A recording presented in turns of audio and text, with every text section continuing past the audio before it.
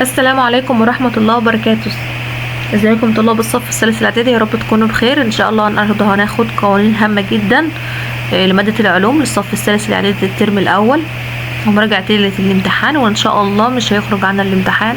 هناخد اهم القوانين واهم المسائل اللي ممكن تجيلك، ومراجعة سريعة كده على منهج العلوم.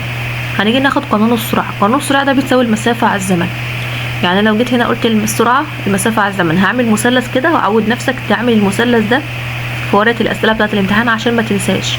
يعني أول ما تدخل اعمل القانون ده عشان ما تنساش. هناخد المسافة والسرعة على الزمن ديت، يبقى المسافة على السرعة. تمام؟ يبقى هنا لو عايز المسافة نضرب السرعة في الزمن. طب لو عايز هنا السرعة نقسم المسافة على الزمن، يعني اللي فوق على اللي تحت. المسافة بتساوي السرعة في الزمن، والزمن بيساوي المسافة على السرعة زي ما أنا قلت. طب واحد قانون السرعة بتقاس بإيه؟ بمتر على الثانية أو كيلو متر على الساعة. ممكن يجي يقول لك حولي من متر على الثانية، وممكن يقول لك حولي كيلو متر على الساعة. أعملها إزاي برضو؟ أعمل كده من كيلو متر على الساعة المتر على الثانية من كبير لصغير بنضرب في 5 على 18، وده رقم ثابت معانا. تمام؟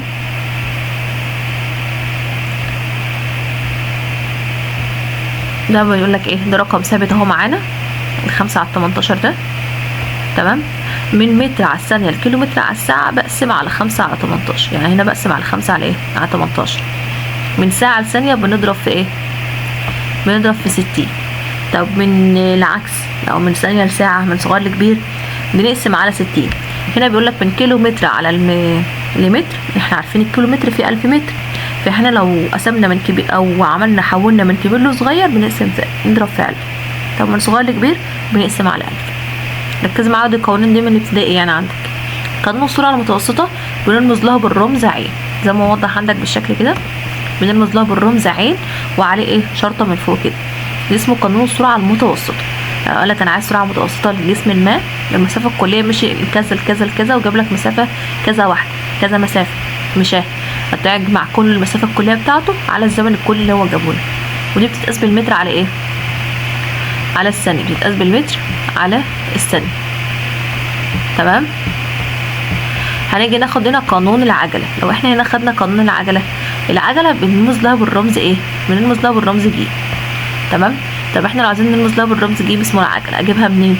هيديلك سرعة نهائية وهيديلك سرعة ابتدائية. السرعة النهائية يعني عين 2، والسرعة الابتدائية يعني عين 1. هنطرحهم من بعض، الكبير ناقص الصغير على دلتا الزمن على مثلث الزمن اللي هو الزمن اللي هو جايبه لك.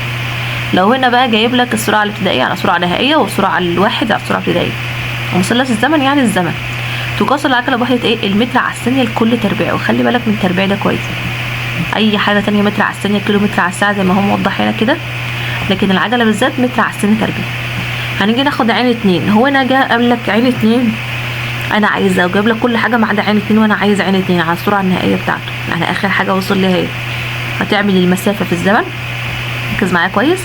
هنا هتعمل المسافة في الزمن. تمام؟ يبقى هنعمل ايه؟ هنا نعمل المسافة في الزمن، تمام، زائد عين 1 زائد السرعة النهائية الابتدائية قصدي.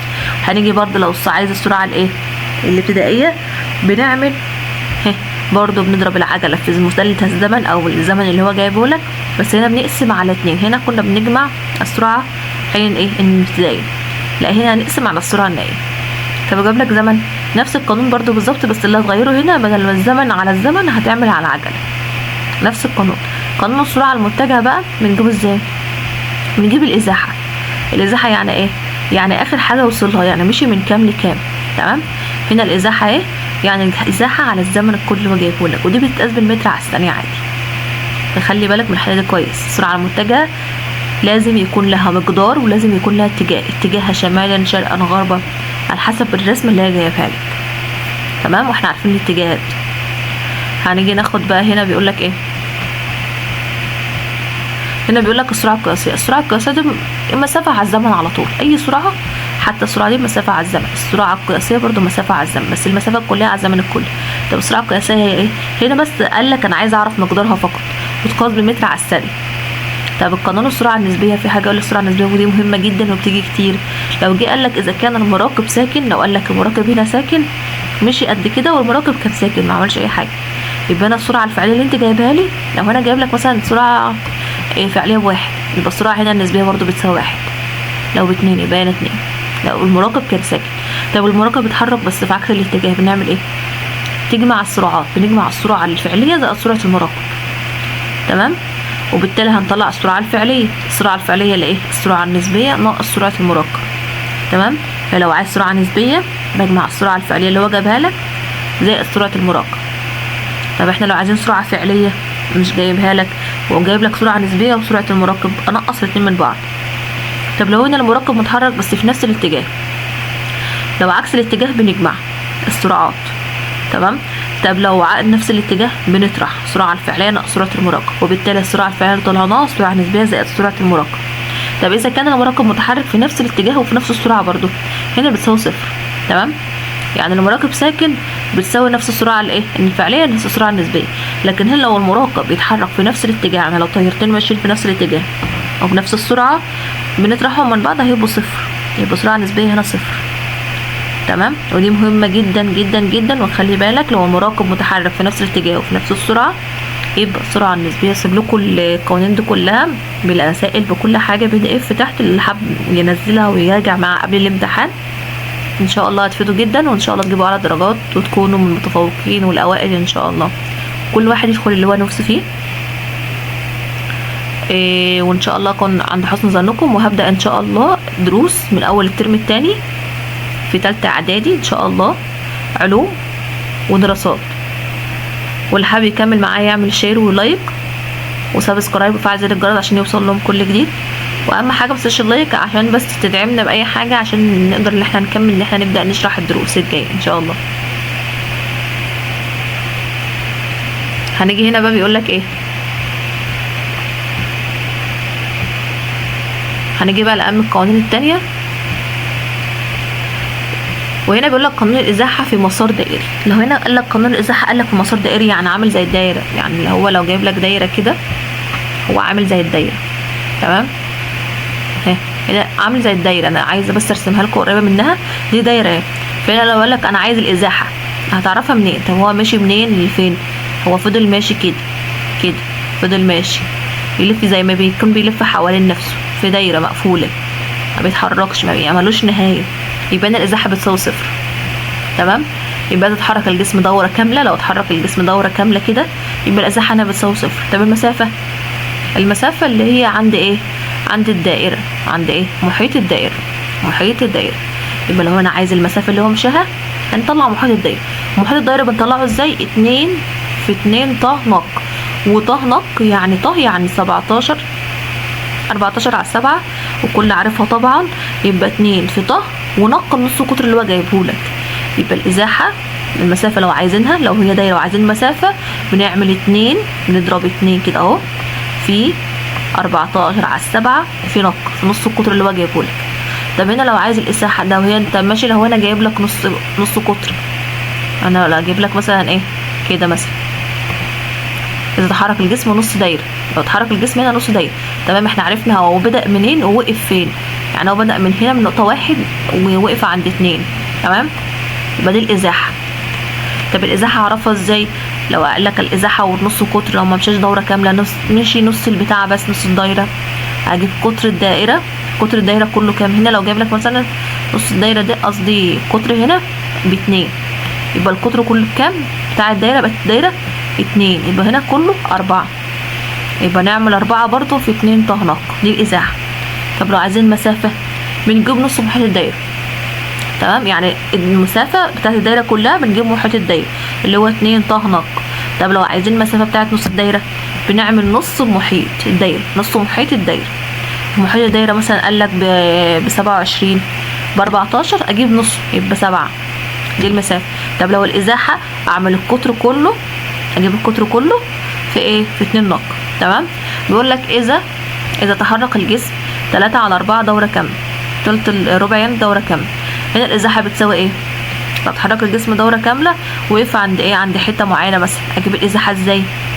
اعمل تاني، اقوم جايبه الجذر كل تربيع، الجذر التربيعي، واعمل نق اس 2 زائد نق اس 2، يعني اجيب النص قطر ده واعمله تربيع واجمعه، والنص القطر ده اعمله تربيع واجمعهم ورا بعض وهجيب الجذر بتاعهم. يبقى المسافة بتساوي ايه؟ 3/4 محيط الدايرة. يعني لو اتحرك الجسم 3/4 دورة الكاملة، يعني ما اتحركش دايرة كاملة، اتحرك 3/4 بس، اجيب ال3/4 واضربهم في محيط الدايرة، دي لو عايز المسافة. تمام. طب لو نص الدايرة، المسافة النص في محيط الدايرة. لو دورة كاملة يبقى محيط الدايرة كله. تمام. 2 في 2 نق، نص في محيط الدايرة، 3/4 في محيط الدايرة. محيط الدايرة احنا عارفين اللي هو 2 نق، وده ثابت 2 نق، 2 ط نق، ده محيط الدايرة. تمام.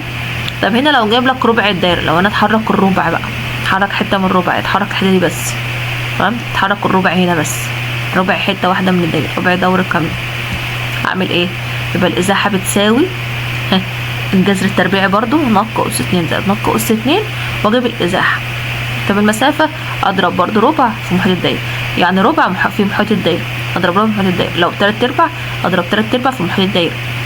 لو نص الدايرة اعمل نص في محيط الدايرة. لو دورة كاملة اعمل 2 في ط نق، يعني محيط الدايرة كله، اجيب محيط الدايرة كله. تمام. اظن كده وصلت. طب رسومات بيانية هامة جدا، وخلي بالك عشان نعرف الرسم ده لو جالك في الامتحان تعرف تحله ازاي. تمام. هنا بيقول لك ايه؟ هنا جايب لك رسمه بيقول لك مسافه وده زمن. هنا المسافه والزمن شفتوا هما متعوج ازاي، يعني هي عامله ازاي. هنا السرعه غير منتظمه، يعني مش ماشيه بخط ثابت، هي سرعه منتظمه لو هي بالطريقه دي كده. تمام. انا حابه بس اوضحها لك. لو هي ماشيه بالطريق ده كده، تمام، لو هي مستقيمه كده. طب معوجه كده، معوجه مش جايه مظبوطه، لا، يبقى دي مش ايه، مش منتظمه. لو جايه معوجه من حته وطالعه من حته، دي مش منتظمه، دي سرعه غير منتظمه. دي المسافه والزمن، دي برضو سرعه غير منتظمه. طب دي عجله من مدام لتحت، مدام من هنا لهنا، مدام رايحه من تحت لفوق، يبقى ده عجله منتظمه تزايديه، يعني موجبه، بتزيد كل ما تطلع بتزيد. يبقى ده هنا السرعه النهائيه اكبر من السرعه الابتدائيه. طب هنا من تحت، من فوق لتحت، هنا بتقل، عجله منتظمه تناقصيه او سالبه. هنا السرعه النهائيه اقل من السرعه ايه، الابتدائيه. وركز كويس عشان يقول لك هنا عجله منتظمه ايه ودي عجله منتظمه ايه، سالبه ولا موجبه، او موجبه ولا تناقصيه ولا تزايديه، على حسب ما هو يجيب لك يعني. هنيجي ناخد هنا بيقول لك بقى ايه، هنا مسافه وهنا زمن. هنا ماشي الجسم في حته واحده خالص، هنا جسم ساكن ما مشاش، هنا سرعته بتساوي صفر، يبقى السرعه هنا بتساوي ايه، صفر. هنا بقى سرعه منتظمه او عجله بتساوي صفر، يعني دي سرعه منتظمه او عجله بتساوي صفر. طب ازاي؟ هنا عامل ايه، طالع من تحت لفوق، ده عجله منتظمه، عجله منتظمه وموجبه، المفروض هي موجبه بس هي اسمها سرعه منتظمه. يعني لو عجله يبقى عجله منتظمه موجبه او تزايديه، ودي سرعه منتظمه برضه، يبقى هنا العجله برضه بتساوي ايه، بتساوي صفر. طب ديت السرعه والزمن، هنا دي بتساوي ايه بعض، هنا المراقب ساكن، واحنا اتفقنا لما يكون المراقب ساكن هنا السرعه بتساوي النسبيه صفر، ما مشاش حاجه، لكن دي اسمها سرعه منتظمه.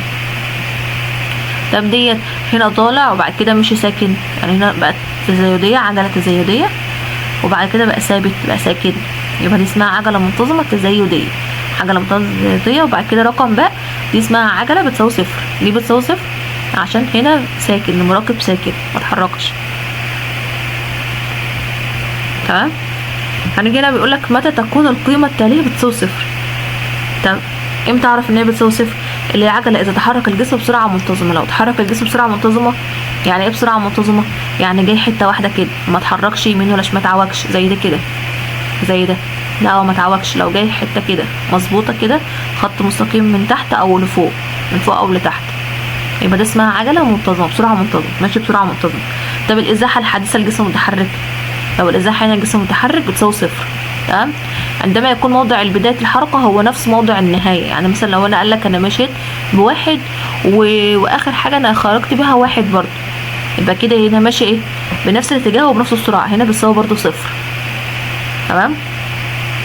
يبقى السرعه الابتدائيه هنا بتساوي صفر. 3 عندما يتحرك الجسم. امتى بقى السرعه الابتدائيه بتساوي صفر؟ هنا الازاحه بتساوي صفر لما احنا قلنا العجله او الاتجاه او الازاحه بنعرفها فين، لو هو ماشي بنفس السرعه وبنفس الاتجاه. طب السرعه الابتدائيه بتساوي صفر لا برضو لما يتحرك الجسم بسرعه ما لنقطه السكون، يعني ما بيتحركش. هنا برضو السرعه الابتدائيه بتساوي ايه، صفر. هنيجي ناخد هنا عين 2 اللي هي السرعه النهائيه بتساوي صفر. يعني ايه؟ عندما يضغط السائق على الفرامل او يتوقف فجأة. يعني السائق لو هو ضغط على الفرامل، لو قالك كده في السؤال، او توقف فجأة، هنا السرعة النهائية بتساوي صفر. هنا واقفين السرعة النهائية، معرفش هو واقف فين، او معرفش احنا واقف في السرعة ايه، يبقى هنا السرعة النهائية بتساوي صفر. خلي بالك السرعة النسبية بتساوي صفر امتى؟ عندما يتحرك المراقب متحرك في نفس الاتجاه ونفس السرعة. لسه قايلها لها برضو من شوية. لو هنا المراقب اتحرك في نفس الاتجاه ونفس السرعة، هنا برضو السرعة النسبية بتساوي صفر، وبالتالي العجلة بتساوي صفر. السرعة المتجهة برضو اللي هي الإزاحة امتى بتساوي صفر؟ إذا كانت الإزاحة هي اللي بتساوي صفر أصلا.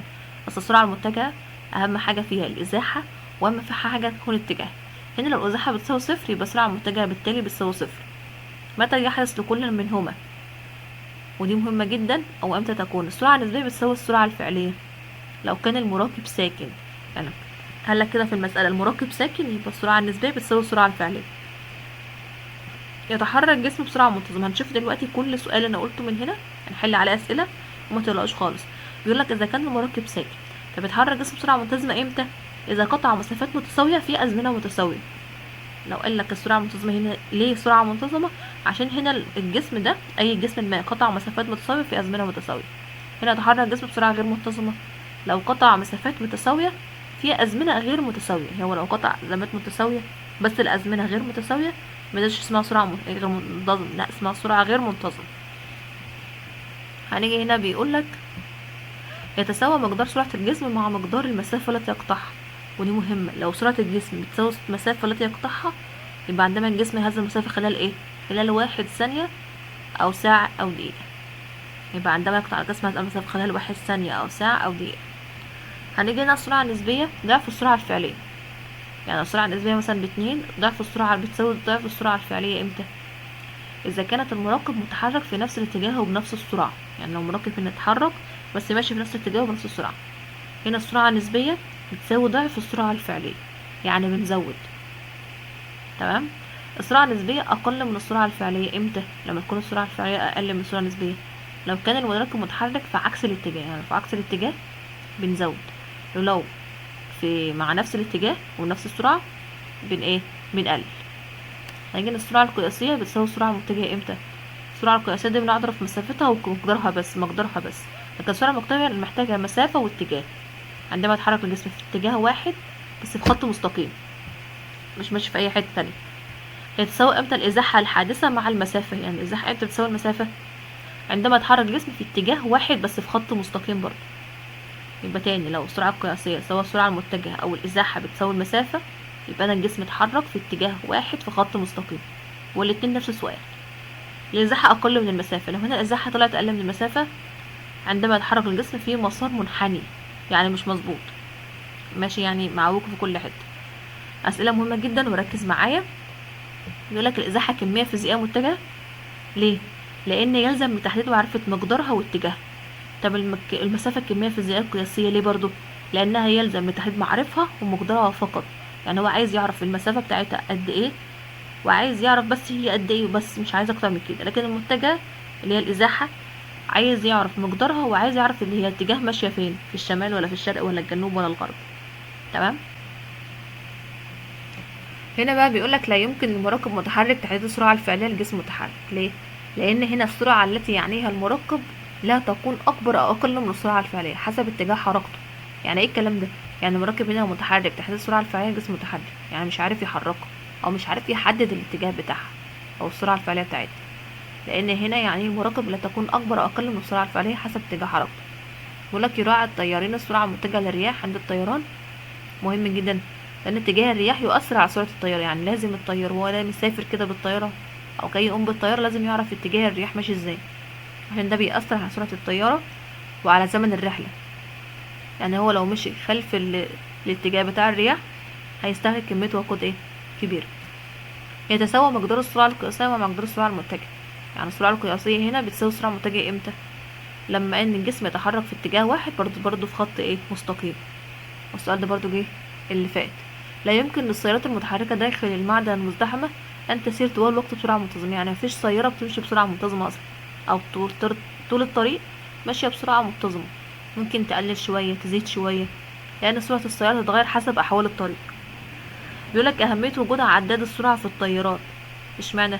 لان يستخدم في معرفة مقدار السرعة قد ايه، انت ماشي بسرعة قد ايه، سواء في الطيارات او في العربيات. هنا بيقولك عندما يتحرك الجسم بعجلة فإن السرعة بتكون متغيرة. ليه متغيرة؟ لأن العجلة هي المعدل الزمني للتغير في السرعة. العجلة دي يعني بيعرفك انت مشيت قد ايه في المعدل الزمن بتاعك او في الزمن، او لأنها في مقدار التغير في السرعة ظلال وحدة الزمن، يعني انت مشيت قد ايه خلال الزمن اللي انت استغرقته. تمام. هنيجي هنا بيقولك حركة القطار. حركة القطار من أمثلة الحركة في اتجاه واحد. يعني هنا حركة الاتجاه مشي في اتجاه واحد، لأن القطار يتحرك للأمام أو للخلف، يعني في مسار مستقيم مش في مسار منحني. تمام. يتحرك القطار بسرعة غير منتظمة. ليه؟ لأنه يقطع مسافات متساوية بس في أزمنة غير متساوية. القطار ماشي في ايه؟ في مسافة واحدة، لا ورا لا قدام. لا، هو ده بيمشي في مسافات متساوية لكن في أزمنة غير متساوية. ممكن يقعد ساعة، ممكن يقعد ساعتين، ممكن يقعد في مكان تاني 3 ساعات. يبقى برضو او مسافات غير متساوية في أزمنة متساوية. قيمة العجلة المنتظمة التزايدية يعني الموجبة. ذات إشارة موجبة ليه؟ لأن سرعتها بتزيد مع مقدار متساوية في أزمنة متساوية. يعني بتبقى متساوية جدا بس برضو الأزمنة بتكون متساوية معاها، فدي اسمها سرعة تزايدية بمقدار متساوية أو بمسافة متساوية في أزمنة متساوية. يعني هنا السرعة النهائية أكبر من السرعة الابتدائية. طب هنا لو عجلة منتظمة تناقصية أو إشارتها سالب، لأن سرعة تتناقص مع مقدار متساوية في أزمنة متساوية برضو، بس بتتناقص بقى ما بتزيدش. يستخدم علماء الفيزياء وسائل الرياضة كالشكل البياني لوصف الظواهر الفيزيائية. عشان لوصف الظواهر ايه؟ الفيزيائية. بيقولك هنا اكتب المصطلح العلمي وده مهم جدا. بيقولك حاصل ضرب سرعة الجسم المتحرك في الزمن. لو احنا ضربنا السرعة في الزمن دي يدينا قانون ايه؟ هيدينا قانون المسافة. لو جاتلك في المصطلح العلمي او ما المقصود حاصل ضرب سرعة الجسم المتحرك في الزمن، يعني ايه حاصل ضرب؟ يعني ضربنا سرعة الجسم في الزمن هيدينا المسافة. تمام. هنا بيقولك السرعة التي يتحرك بها الجسم عندما يقطع مسافات غير متساوية. لو هنا الجسم اتحرك في مسافات غير متساوية في أزمنة متساوية، هنا برضو السرعة غير منتظمة. السرعة المنتظمة لازم يكون مسافات متساوية في أزمنة متساوية. المعدل الزمني للتغير في المسافة. المعدل الزمني للتغير في المسافة اسمها ايه؟ السرعة القياسية. السرعة القياسية. خلي بالك، يبقى المعدل الزمني السرعة القياسية. طب المعدل الزمني للتغير في الإزاحة. السرعة المتجهة. يعني هو لو التغير في المسافة سرعة قياسية، لو في الإزاحة سرعة متجهة. يبقى تبع المسافة دي اسمها سرعة قياسية، تبع الإزاحة اسمها سرعة متجهة. لو المعدل الزمني للتغير في السرعة قالك سرعة بس، مقالش مسافة ولا الإزاحة، يبقى دي اسمها عجلة. ناتج ايه؟ قسمة المسافة على الزمن. لو احنا قسمنا المسافة على الزمن هيدينا قانون ايه؟ هيدينا قانون السرعة. لو انت عملت المثلث هتفهم. طول أقصر خط مستقيم بين موضع بداية ونهاية الحركة، دي مقدار ايه؟ الإزاحة. يعني احنا لو عايزين نعرف ايه أطول أقصر خط مستقيم بين موضع البداية والنهاية، يعني عايزين نعرف من النهاية للبداية. يعني أنا مشيت مثلا من البيت ده رحت السوق وبعد كده رحت مش عارفة مكان تاني واخر حاجة وقفت عندها المكان اللي وقفت عنده، يبقى انا عايزة اعرف المكان اللي انا بدأت منه والمكان اللي انا وقفت عنده اخر حاجة خالص. يبقى ده اسمه مقدار الازاحة. طول المسار الفعلي زي سلوك الجسم المتحرك من موضع بداية الحركة الى موضع النهاية، ده اسمه المسافة. يعني طول الطريق انت ماشي بتحسب المسافة بتاعتك حتى ما انت وقفت، يبقى ده اسمها ايه؟ المسافة. هي المسافة المقطوعة في اتجاه ثابت من موضع بداية الحركة نهاية موضع نهاية دي برضو الازاحة. يعني لو قالك طول اقصر خط مستقيم بين موضع النهاية والحركة، خلي بالك مش اسمها الازاحة، اسمها مقدار الازاحة. كمان لو قالك المسافة التي اتجاه في ثابت من موضع البداية لموضع النهاية دي اسمها الازاحة. هنيجي ناخد هنا كمية فيزيائية يلزم لتحديدها معرفة مقدارها واتجاهها. هي كمية فيزيائية لازم تحديد معرفة مقدارها واتجاهها. مادام قالك اتجاهها يبقى دي اسمها كمية فيزيائية متجهة، متجيش تقول الازاحة، لا، هي كمية فيزيائية متجهة. طب هي المسافة الكلية المقطوعة خلال وحدة الزمن اسمها السرعة القياسية. عشان نعرف السرعة القياسية بنعمل المسافة الكلية على ايه؟ على وحدة الزمن كلها. كمية فيزيائية يلزم تحديد معرفة مقدارها فقط، هي اسمها كمية فيزيائية قياسية، مش اسمها مسافة، اسمها كمية فيزيائية قياسية. المسافة الكلية تقطعها الجسم المتحرك مقسومة على الزمن الكلي اسمها السرعة المتوسطة. تمام. لو قالك المسافة الكلية على الزمن الكلي اسمها سرعة متوسطة. تمام. طب فينا سرعة قياسية المسافة الكلية خلال وحدة الزمن. الاتنين دول بيلخبطوا جدا وخلي بالك منهم. هنيجي ناخد هنا السرعة لو تحرك بها الجسم. بيقولك هنا السرعة لو تحرك بها الجسم لقطع مسافات متساوية في أزمنة غير متساوية، برضو اسمها سرعة غير منتظمة. تغير موضع الجسم بالنسبة لموضع جسم آخر ثابت بمرور الزمن. هو اتغير موضع الجسم لموضع جسم اخر بس ثابت بمرور الزمن، دي اسمها الحركة. مقدار التغير في السرعة خلال ثانية واحدة، خلال ثانية الواحدة، برضو هتبقى ايه؟ الحركة. العجلة تتحرك بقى الجسم في خط مستقيم عندما تزداد سرعتها بمقدار متساوي. ما دام قالك تزداد يبقى اسمها عجلة منتظمة تزايدية او عجلة منتظمة موجبة اللي يريحك. العجلة تتحرك بقى الجسم في خط مستقيم عندما تتناقص سرعات موجبة متساوية، برضه اسمها عجلة منتظمة تناقصية. تغير سرعة الجسم بمقدار متساوية في أزمنة متساوية اسمها عجلة منتظمة. طب المسافة المقطوعة خلال وحدة الزمن دي السرعة. المسافة خلال الزمن دي اسمها السرعة.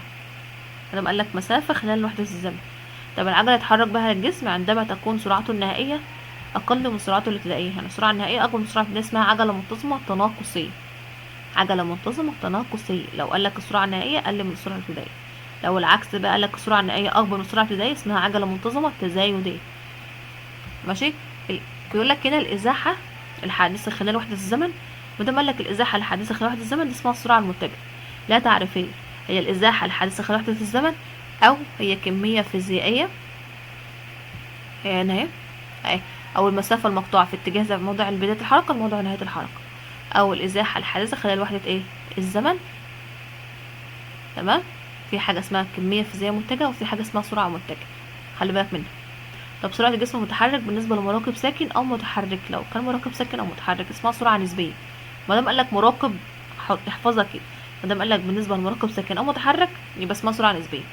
الإزاحة المقطوعة خلال وحدة الزمن هي إزاحة مقطوعة خلال الزمن اسمها السرعة المتجهة.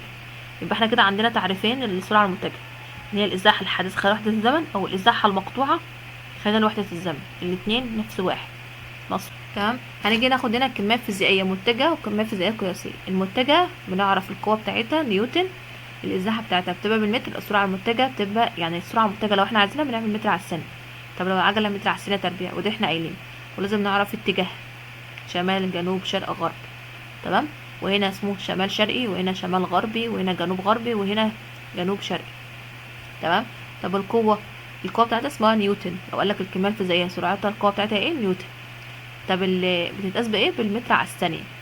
طب العجلة بتاعتها متر على الثانية تربيع. طب الكمية الفيزيائية القياسية هي الزمن بتاعها ثانية، السرعة القياسية بتاعتها متر على الثانية عادي. الكثافة كل متر على سنتيمتر متكعيب. الطول المسافة متر. والكتلة الكيلو جرام على جرام على الكيلو جرام.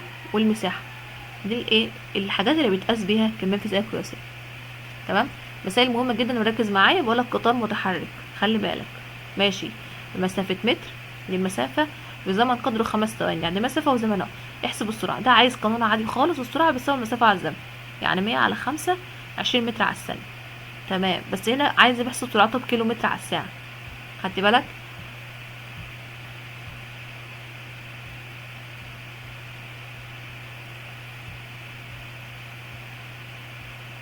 اولا انا سايبه هنا اصلا الملفات دي كلها PDF تحت، اللي حابب يحملها في الوصف تحت.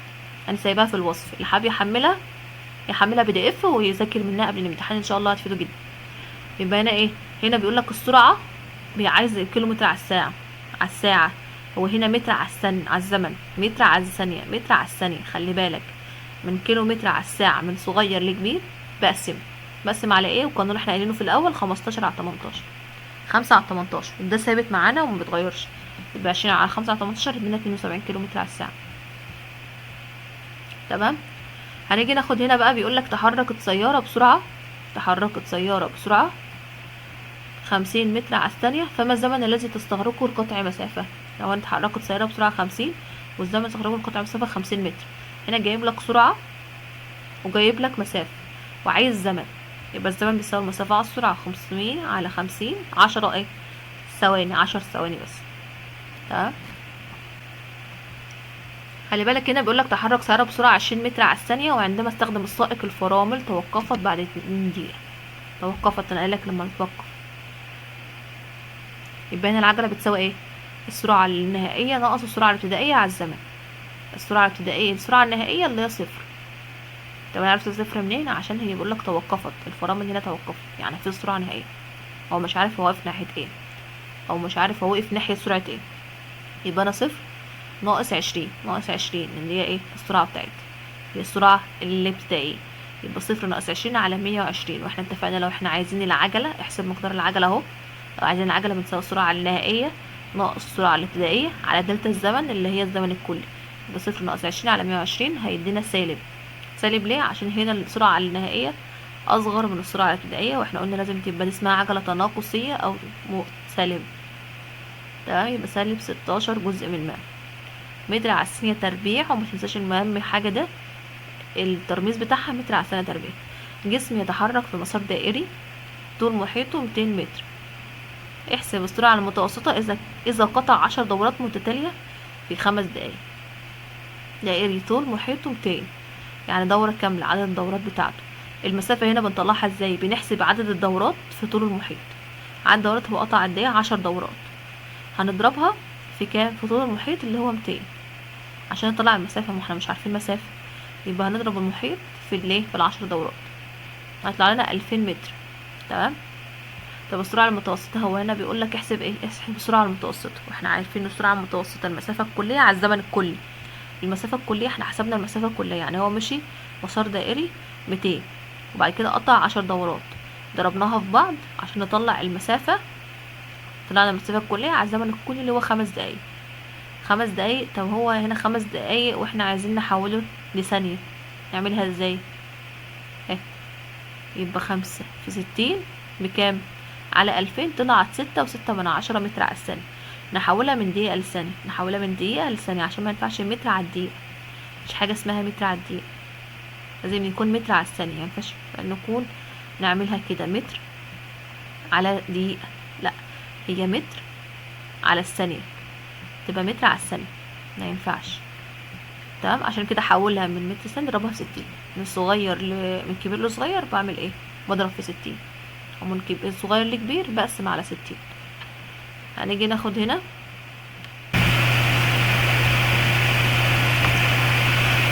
وخلي بالك بيتحرك قطار بسرعة.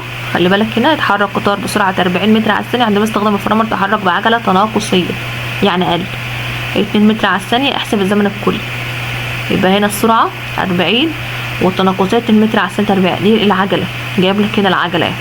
بقول لك احسب الزمن. لو احنا عايزين الزمن بنعمل السرعة الابتدائية اللي هي السرعة النهائية ناقص السرعة الابتدائية على الزمن. السرعة النهائية ناقص السرعة الابتدائية على العجلة قصدي. يبقى نعمل 0 - 40 على -2. 0 - 40 هيدينا 40، هيدينا سالب 40 على 2. السالب هيروح مع السالب، يبقى 40 على 2 فيها 20 ثانية. يبقى هنا الزمن 20 ثانية، قطع 20 ثانية. تمام. هنيجي ناخد تحرك جسم من السكون في وسط سرعته ل 18. تحرك جسم من السكون، يعني هنا مفيش سرعة ابتدائية، هنا السرعة الابتدائية 0. تمام. إلى 18 كيلو متر على الساعة بعد 5 ثواني. احسب العجلة. عايزين بقى العجلة بتساوي ايه؟ السرعة الابتدائية السرعة النهائية ناقص السرعة الابتدائية على الزمن. هنا جايب لك زمن وجايب لك سرعة اللي هي النهائية. طب السرعة الابتدائية فين؟ اللي هي 0. تمام. طب عين الاتنين دي نحولها لمتر على الثانية ازاي؟ هي هنا كيلو متر على الساعة وهنا ثانية. طب احنا عايزين نعملها متر على الثانية، هنعملها ازاي؟ هنضرب في 5 على 18 وانا قايلاها. لو احنا عايزين نحول من متر على الثانية لكيلو متر على الساعة، او من كيلو متر على الساعة لمتر على الثانية، بضرب في 5 على 18. دي لو من صغير، من كبير لصغير.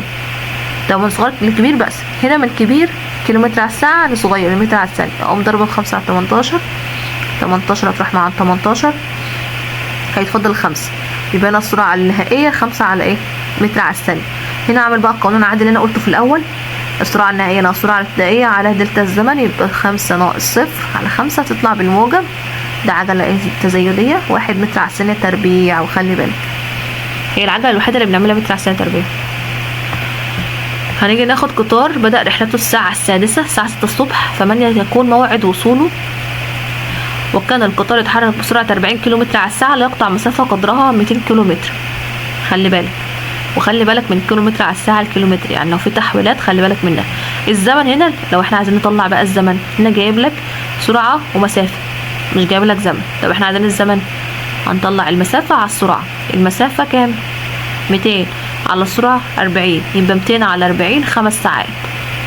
تمام. طب 5 ساعات ازاي وانا قايله كيلو متر على الساعة؟ طب تعالى كده، القطار بدأ من الساعة 6. تمام.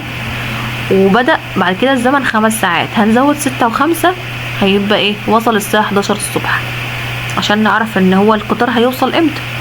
هو بدأ من 6 واحنا طلعنا الزمن اللي هو وصل فيه، طلع ايه؟ طلع 5. هنجمع 6 و5 ساعات يبقى 11 ايه؟ 11 ساعة. 11 هيوصل الساعة 11 الصبح. هناخد هنا بقى ايه من الشكل المقابل. هنا شكل مقابل اهو، هنا مشي من اول الف واخره هنا، يعني مشي كده وكده وكده، تمام. هنا الالف نقطة النهاية اللي هي السرعة الابتدائية، هنا السرعة النهائية، تمام. هنا المسافة الكلية، يعني هو مشي هنا، دي كام؟ دي 5 ودي 10 ودي 5، تمام. اللي قصادها اكيد هتبقى 10 غير ما نعرف. يبقى السرعة القياسية المسافة الكلية والزمن الكلي، والسرعة القياسية والازاحة والسرعة المتجهة. طب احنا عايزين الحل بقى، عايزين الحل نعمل ايه؟ المسافة الكلية نجيبها ازاي؟ هنجمع كل دول، سهل. لو هنا عايز المسافة الكلية نجمع كل دول. طب لو عايز الزمن الكلي برضو نجمع كل دول، هيطلع 6 ثواني. طب السرعة القياسية، هتبقى السرعة القياسية للمسافة الكلية على الزمن الكلي، يعني هنجمع اللي احنا عملناه 20 ونقسمه على 6. 20 على 6 تطلع 3.3 متر على الثانية تربيع، متر على الثانية قصدي. طب الازاحة، الازاحة بتطلع ازاي؟ في اتجاه الشرق. طب هنعرف منين هي في اتجاه؟ احنا عارفين ان هي 10، انا قلت لك ان دي 10 عشان قدامها 10، يبقى دي 10. طب عايزين نعرف الازاحة، ما ينفعش نكتب 10 سم ونسكت، لا لازم نكتب اتجاهها كمان. اتجاهها ماشي ازاي؟ هو ماشي كده، ماشي ناحية ايه؟ ماشي ناحية الشرق، ماشي ناحية الشرق، يبقى في اتجاه الشرق. طب احنا عايزين نعرف السرعة المتجهة، هنعرفها ازاي؟ الازاحة على الزمن الكلي، الازاحة على الزمن الكلي. الازاحة اللي هي كام؟ اللي هي 10 على الزمن الكلي اللي هي كام؟ 6، اللي هي 6 سنة اللي احنا طلعناها قبل كده، تمام. بيقول لك هنا بعد يعبر عن حركة سيارة، استخدم السائق الفرامل مرة في الثانية، مرة في الثانية، وبدأ الحركة عندما كانت سرعته 30. احسب العجلة تتحرك بقى خلال 6 ثواني، تمام. اللي احنا لو عايزين نعرف العجلة كله خلال 6 ثواني نعمل ايه؟ العجلة، قانون العجلة نكتبه الأول عشان متلخبطش. السرعة النهائية هنا السرعة الابتدائية على الزمن. طب هنا السرعة الابتدائية نعمل فيها ايه؟ تبقى 30 ناقص 0. اما هو بيقولك الحركة عند كانت سرعته 30، يبقى هنا السرعة الابتدائية، والنهائية مفيش، على ايه؟ على 6، يبقى متر على الثانية تربيع، تمام. كده نكون خلصت المسائل كلها، وان شاء الله مش هيخرج عن الامتحان عن اي حاجة من اي مسألة هتجيلكم في الامتحان. واتمنى التفوق والنجاح دايما، وان شاء الله تحققوا كل نفسكم وتوصلوا لاعلى درجات، وكل اللي بيحلم بيه يوصل ويدخلوا سواء ثانوي عام او اي حاجة انتوا عايزين تدخلوها. كانت معكم مس سهام مصباح، ما تنسوش باللايك والشير عشان يوصل لكل زمايلكم وتستفادوا وغيركم يستفاد. والسلام عليكم ورحمة الله وبركاته.